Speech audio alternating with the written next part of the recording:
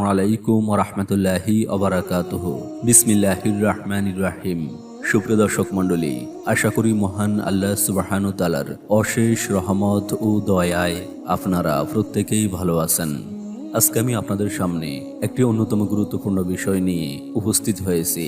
সে বিষয়টি হচ্ছে মনের আশা পূরণ করার পরীক্ষিত আমল কি এবং কোন দোয়াগুলো আমল করলে মনের আশা পূরণ হয়, এমন একটি ভিডিও নিয়ে আলোচনা করব ইনশাআল্লাহ। তাহলে আসুন আজকের আলোচনা শুরু করি।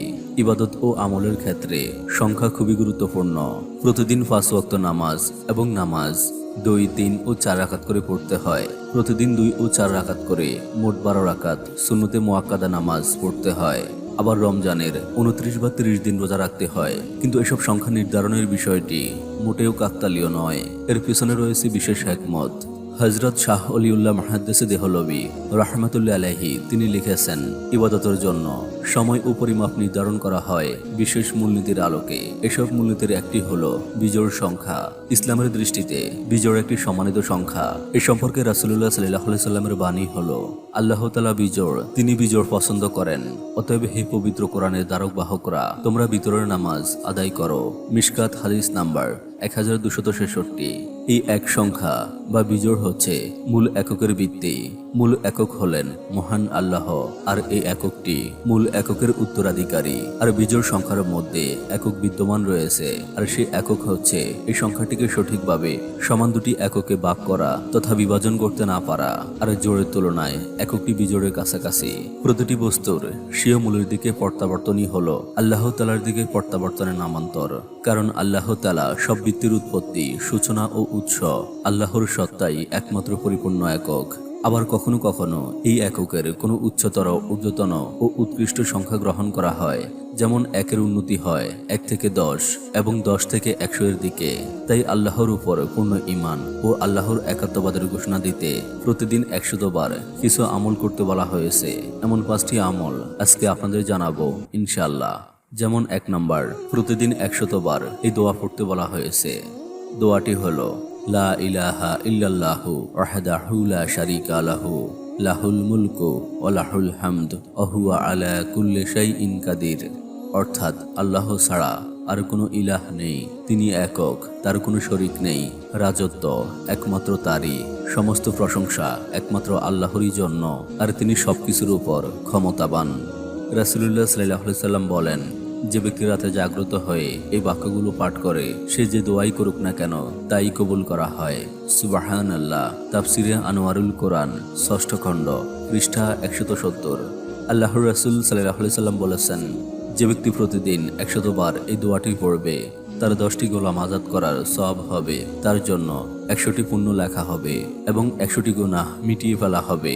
ওই দিন সন্ধ্যা পর্যন্ত সে শয়তান থেকে রক্ষিত থাকবে। কোনো মানুষ তার চেয়ে উত্তম সওয়াবের কাজ করতে পারবে না। তবে হ্যাঁ, ওই ব্যক্তি সক্ষম হবে যে তার চেয়ে এই আমল বেশি পরিমাণে করবে। বুখারী হাদিস নাম্বার 3293।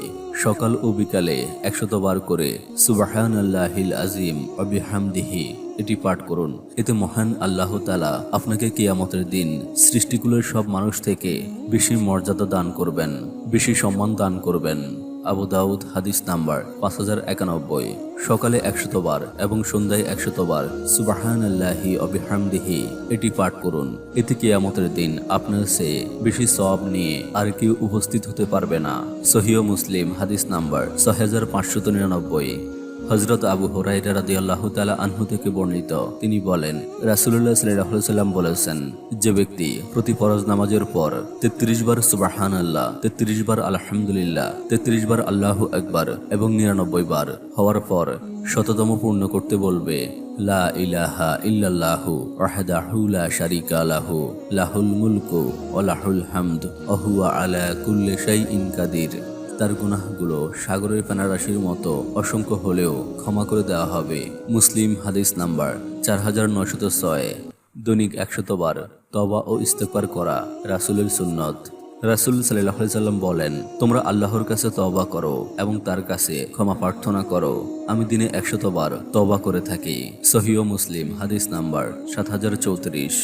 অর্থাৎ এই আমলগুলো আমরা যদি নিয়মিত করতে পারি এবং করে আল্লাহর কাছে দোয়া করি, তাহলে আল্লাহ তাআলা আমাদের মনের সকল আশাগুলো পূরণ করে দেবেন ইনশাল্লাহ। এবং এগুলো খুবই পরীক্ষিত আমল। আশা করি আপনারা প্রত্যেকেই এই আমলগুলো নিয়মিত করবেন। তো প্রিয় দর্শক, জানার স্বার্থে, দাওয়াতি কাজের স্বার্থে ভিডিওটি শেয়ার করুন। হতে পারে আপনার একটা শেয়ারে বহু মানুষ উপকৃত হবে ইনশাল্লাহ। আর যারা এই প্রথমবার আমাদের ভিডিও দেখছেন, অনুগ্রহ করে আমাদের চ্যানেলটি সাবস্ক্রাইব করে রাখবেন এবং পাশে থাকা নোটিফিকেশন বেলটি অন করে দিবেন, যাতে করে আমাদের পরবর্তী ভিডিও আপনি সহজেই পেতে পারেন। আল্লাহ সুবহানাহু তাআলা আমাদের প্রত্যেককেই যেন সুস্থ রাখেন, সুন্দর রাখেন, নিরাপদে রাখেন, এই কামনায় আজকের ভিডিওটি এখানেই সমাপ্তি। আসসালামু আলাইকুম ওয়া রাহমাতুল্লাহি ওয়া বারাকাতুহু।